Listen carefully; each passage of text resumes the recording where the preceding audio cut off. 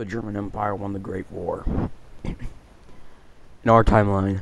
In our timeline, the Germans in 1915 had unrestricted naval warfare that made the sinking of the Lusitania with Americans on the ship, which strained the opinions of the Germans during the Great War, and more hated.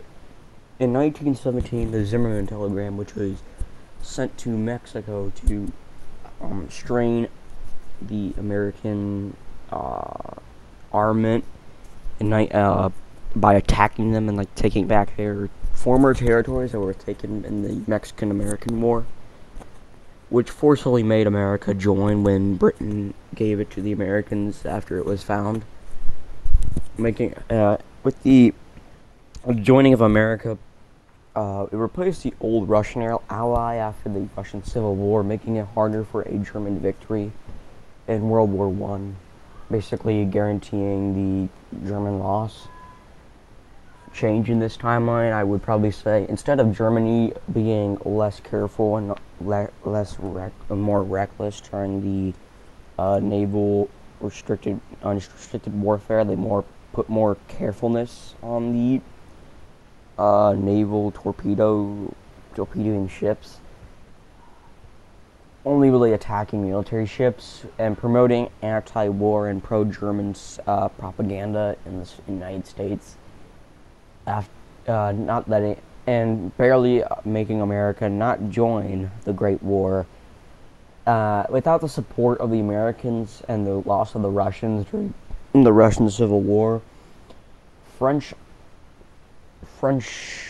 soldiers would be mutiny and not follow orders given by their French troops from the officers.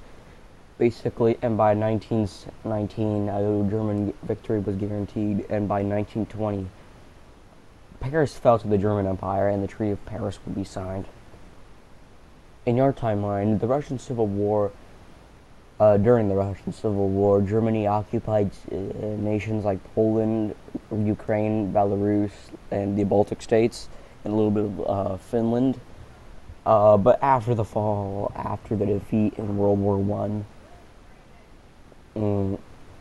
the Soviets managed to take back these formerly independent nations, and but in this timeline, the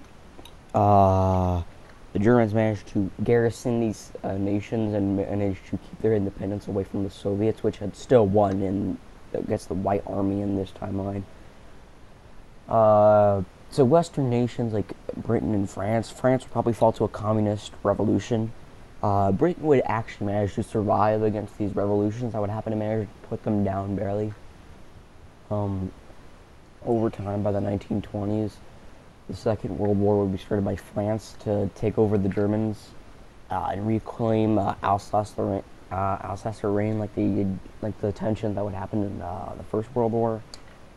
Or the Russians or the Soviets would probably join the French, but the British would probably join Germany with the help of Austria-Hungary as well, and by 1944 Germany would probably win due to their strength after the First World War. American and German relations after World War I would probably either go in two different ways. Either they would become allies or have good relations with each other, or else they would fall into a small Cold War between the two nations. Yeah, that's mostly all. Also, the credit for the one that gave me this idea, alternate history of week, by commenting this. This is what he commented. So shout out to him for giving me the idea. So bye, bro.